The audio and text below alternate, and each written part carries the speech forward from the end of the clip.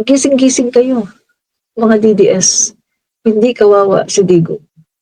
Kung ano man ang nangyari ngayon kay Digong, deserve niya yan. Deserve niya yan, mga kaibigan. Hindi siya kawawa. No? So dito na tayo mga kaibigan sa pangalawang topic natin. No? Sino nga ba yung nag-traitor kay Duterte? Sino yung anak ni Duterte na nag-traitor sa kanya? Okay, tingnan natin ha, mga kaibigan, sino yung nag-traitor kay Duterte? Mga utak yung mga yun. The fact na merong sumisingaw na balita, okay, na meron kang ICC warrant, tatandaan nyo, pag may usok, may apoy. Tama. So, nangalap ng information. Punta sila ng Hong Kong. Wala nakakaalam nung ICC warrant.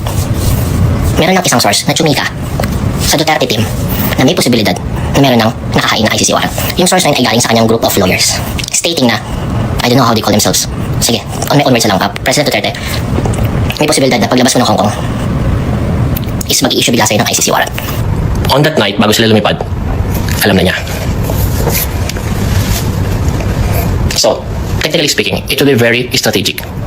Nilumabas siya ng bansa. Kapag parang ganito yun eh. Okay, meron tayong planong paglipat sa Hong Kong, meron tayong event sa Hong Kong. Sabi mo, meron akong warrant. So, ang dating ngayon, walang dapat i-consider para hindi lumipad. Because it's very strategic na kung meron pala akong warrant, mas okay lumabas ako ng bansa. So, kahit nalaman niya on that night na meron pala siyang warrant, hindi mo dapat i-consider, strategically speaking, practically speaking, na kung hindi tayo lilipad, dito lang kayo sa Davao. Hindi eh. Pabor eh. So, on that night, tuloy pa rin ang plano. Pero as much as possible, ito palang warrant na ito talagang dapat mo lang makalam. Eh, sumingaw. Naalala niyo pa yung kauna-unahang article na hindi official mula sa isang website. Hindi ito news agency na unang nag-release na former President Rodrigo Duterte, meron na daw warrant of arrest mula sa ICC. Walang naniwala, men. Pero, dahil dito sa isang website, hindi ko pwedeng bagitin eh, kahit alam na ng utak ko kung ano yun eh, bago ko bagitin dito eh. Dahil dun sa unofficial article, news article, ng website na yun, sumingaw. Nag-trending social media na no choice ang ating government na kailangan nila mag-release ng statement about it. Naalala niyo yung mga unang statement? Why klaro? Walang klaro, tama. Naalala niyo pa yun? Ano ba yung official statement na yun? Sinasabi nila na hindi kami sigurado eh kung meron ba, but we hear mukhang meron. Parang ang gulo-gulo ng statement eh. Kaya nga binash ng mga DDS yung government, yung administration, stating na, hoy, ano ba kayong klase? Gobyerno ba talaga kayo? Di ba binash-bash sila eh? Na bakit kayo magbibigay? Bakit nyo nasabihin sa official statement na rinig-rinig nyo lang, hearsays nyo lang, blah blah blah blah blah blah blah blah blah. Naalala niyo pa yun? On that very day. Tapos pinagbabas sila, ba kayo, pag kayo, hindi kayo makayos mag-function. Hindi kayo nagalabas sa official statement without you knowing it. Na yun pala talaga yung ginagawa nila. They're intentionally doing it. Not confirming, not denying. Eto na, Mars. Sabi ng group of lawyers ni former President Rodrigo Duterte, hindi ko alam kung ano tawag nila. Siyempre, hindi ko na-insure. Bro, ano ba? Tay, I don't know. Bottom line, they're stating, hindi safe bumalik sa Pilipinas. Yan. So, yung mga kaibigan na, yan po mga Gasa ang apelyido, nakalimutan ko yung ano. Hindi ko kasi pinapalo yan. Pero Gasa yung kanyang Christian ba? Christian Gasa ba? No? So, basta Gasa yung kanyang apelyido. No? So, yan po mga kaibigan. Pinasabog po niya yung ano na yan, no? Yung pagmamarites na yan, pinasabog niya yan sa social media na ito pa lang si dating Pangulong Duterte. Nung nasa Hong Kong siya, mga kababayan, ay pinayuhan siya ng kanyang mga lawyers. Ang sabi ng mga lawyers niya, huwag kang uuwi kasi delikado. No?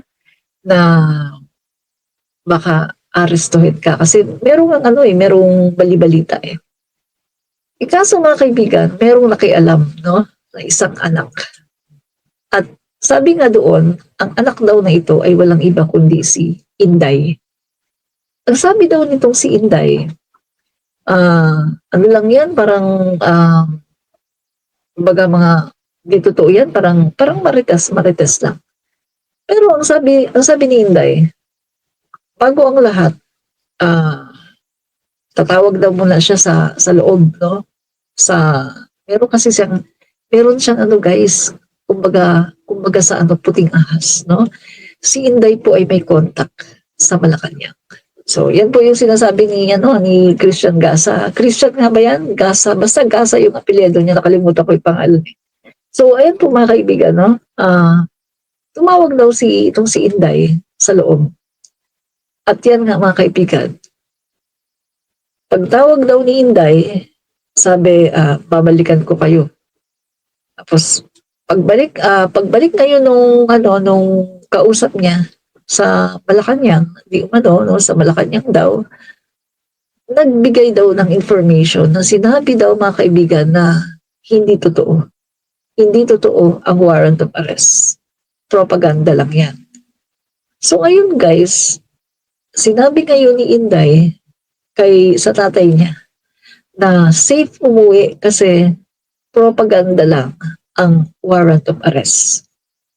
Yun pala mga kaibigan, sabi dito sa kwento ni Gasa na mali yung information na binigay nung contact ni Inday sa Malacanang.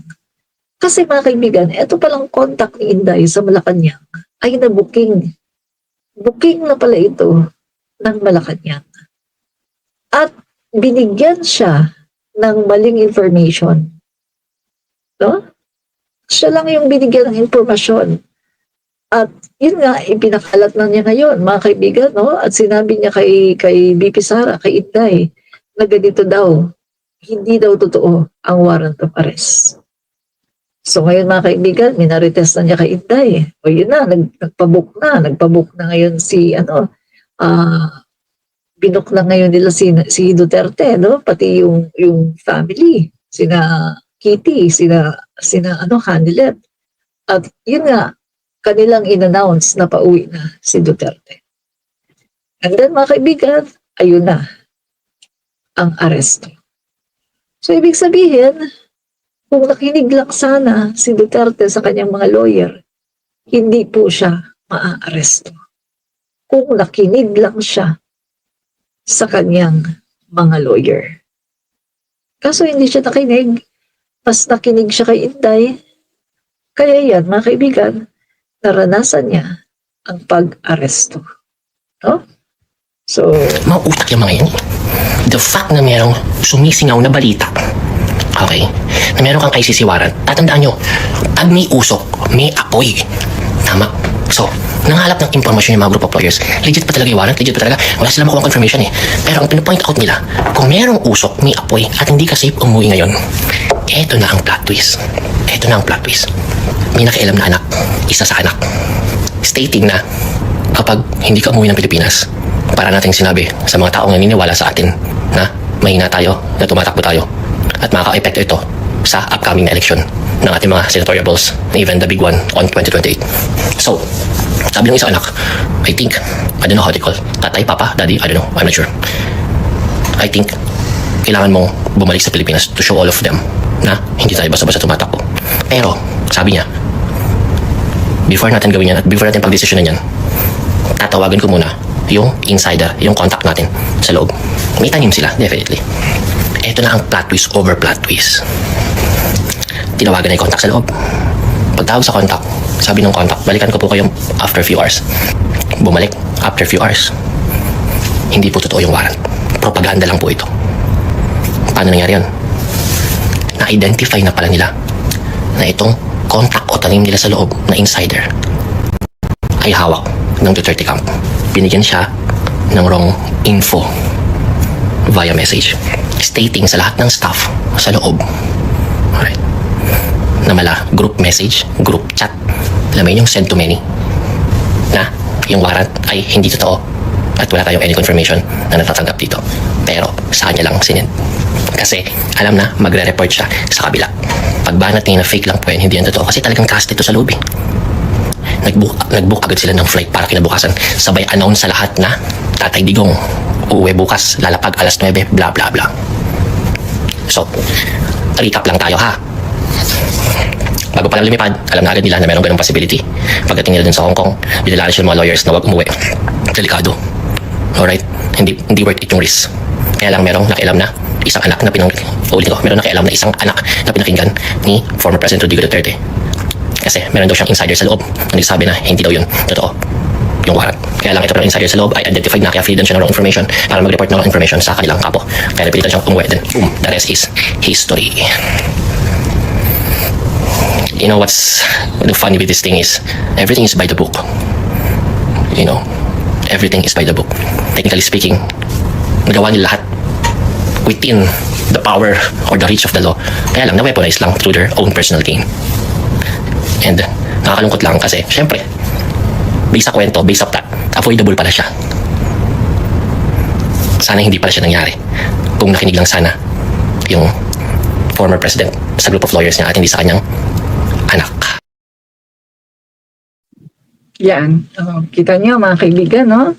So, meron naman po ngayong mga kumakalat, no, na tawagin natin conspiracy theory, no? Parang conspiracy theory siya mga kaibigan, no? Na ito daw si Inday. Parang ang nangyari daw mga kaibigan ay mukhang gustong gawing Ninoy Aquino. Etong si Rodrigo Duterte, kanyang tatay. Ito conspiracy theory lang to mga kaibigan. Ha? Ito yung mga kumakalat sa mga maritesan, no? Mga marites, yung mga nag-aanalisa, no, ng mga nangyayari, no? So ito daw si Inday, meron daw itong kumbaga dahil sa kanyang greed, dahil sa kanyang ambisyon na maging pangulo ng Pilipinas, ay di umano willing siya na isacrifice ang kanyang tatay. At paano niya isa-sacrifice? Mga kaibigan, narinig niyo naman siguro yung interview dati kay Sara Duterte. Yung tungkol doon kay Ninoy Aquino. Diba? Nabanggit niya tungkol kay Ninoy Aquino na pinatsugi di umano ng pamilyang Marcos.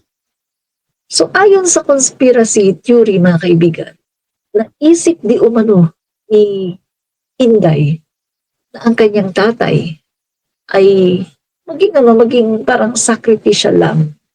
Di umano hindi natin alam kung totoo ito. Pero ito yung mga kumakalat guys no?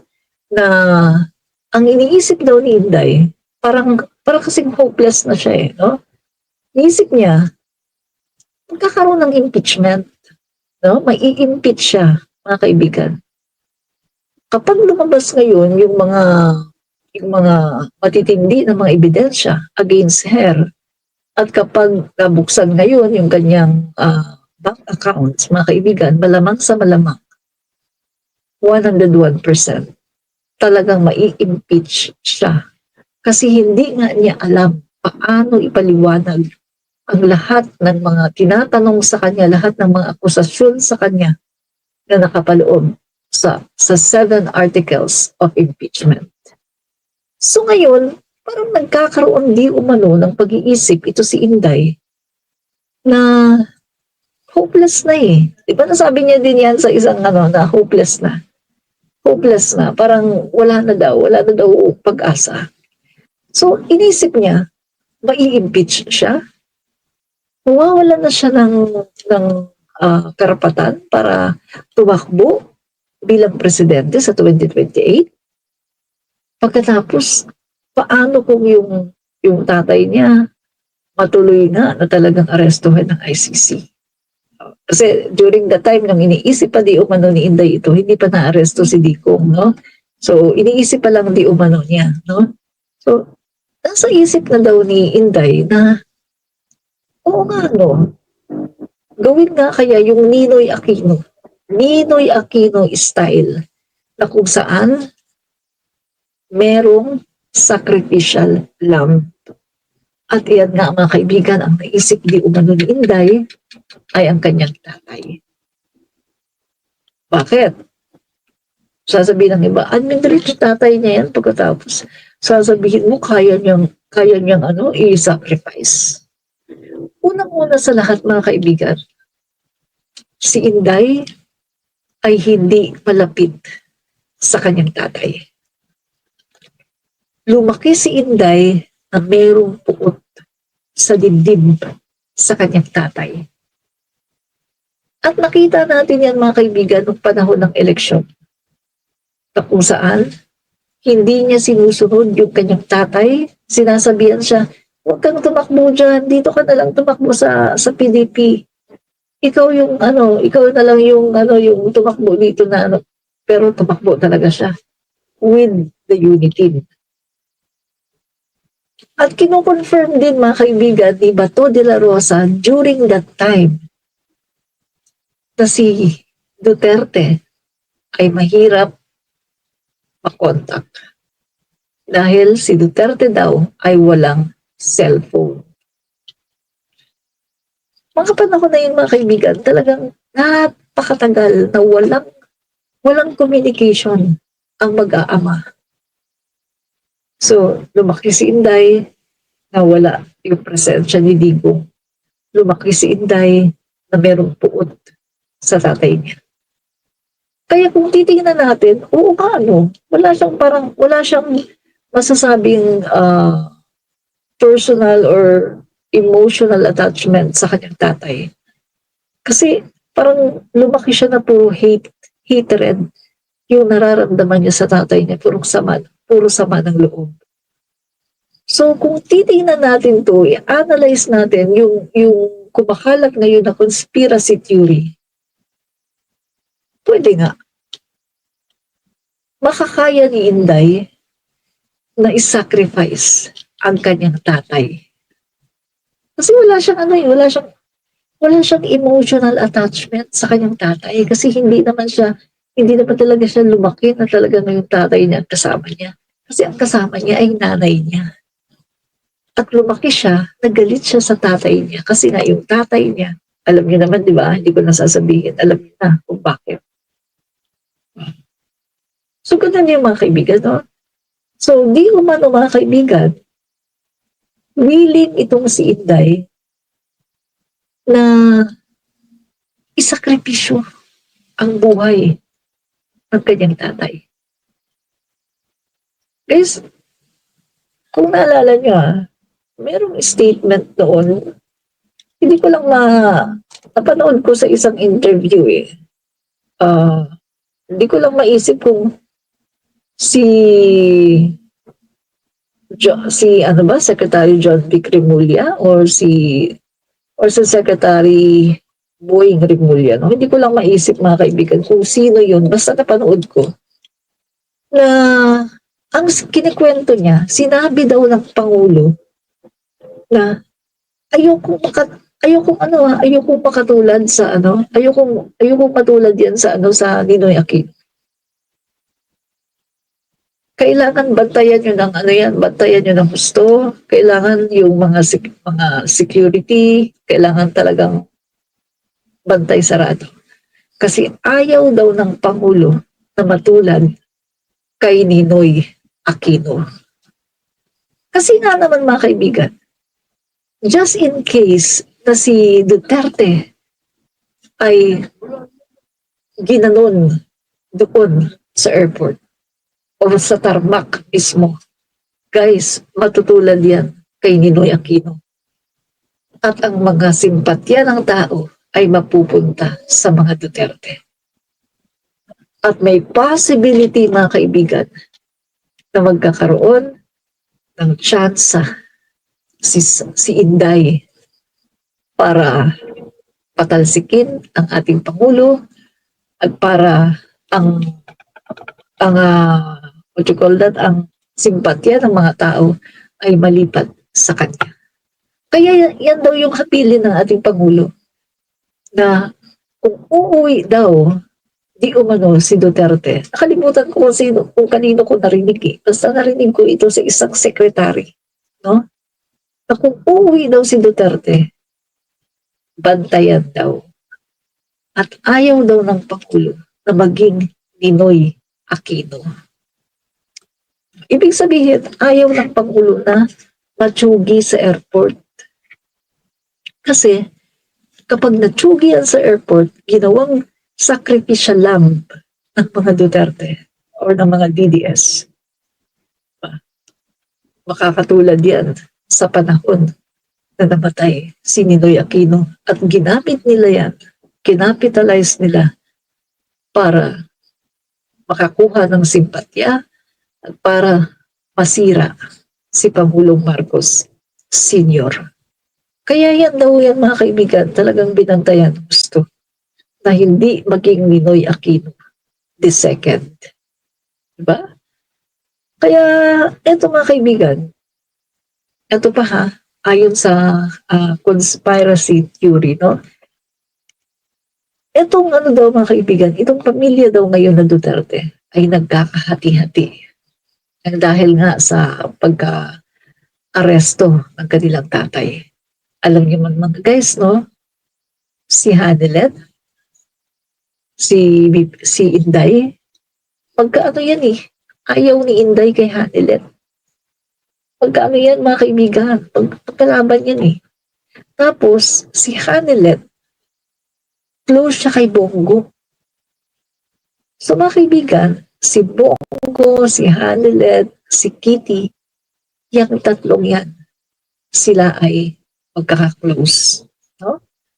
Samantala, si Inday naman, ang kanya naman ay syempre yung mga kapatid niya, si Baste, si Pulong. At galit naman sila kay Hanelet.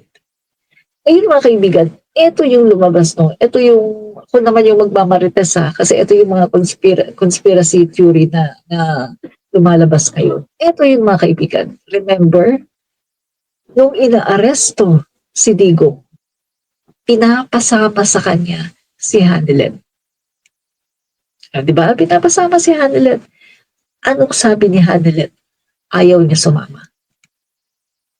Ayaw niya sumama. Anong sabi niya? Wala daw siyang passport. Pero magtataka ka. Nakapunta siya ng Hong Kong. Tapos wala siyang visa. Visa, hindi passport. Wala daw siyang visa. Magtataka ka kasi wala daw siyang visa. Bakit siya nakapunta ng Hong Kong? Diba?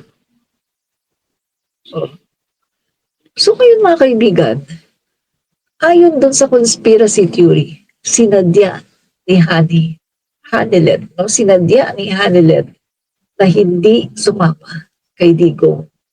Bakit? Di umano mga kaibigan na ito yung mga kumakalat sa mga conspiracy theory. Di umano. Guys, ayaw daw sumama ni Hanelet at gustong umuwi agad ng Davao. Kasi para i-secure ang mga kayamanan, ang mga pera ni Digong. Yan ngayon ang lumalabas mga kaibigan. Na kaya di umano ayaw sumama ni Hanelet dahil daw mga kaibigan, dahil daw gustong umuwi ng Davao at i-secure ang mga pera, bank accounts ni Digong. So ito, mga kaibigan, kung titingnan natin dito, magkakaroon to ng clash sa mga susunod na araw, mga kaibigan, magkakaaway-away itong Duterte family. Bakit? Dahil sa pera. Kasi mga kaibigan, si Duterte, yung kanyang lawyer, di kalibre. Di kalibre yung lawyer niya, mga kaibigan. Hindi pwede si Inday. Disqualified si Inday. Kasi kapag sa ICC, guys, mataas yung qualification. Disqualified si Inday kasi wala nga siyang experience eh. Napakaraming taon na hindi siya nag-practice ng law.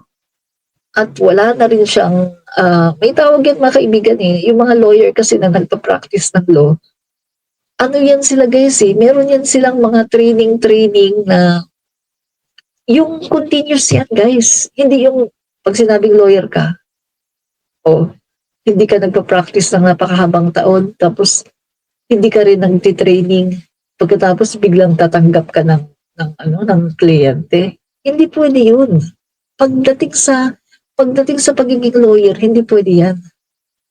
Kailangan continuous yung pagpapractice mo ng law at the same time, continuous din ang iyong training.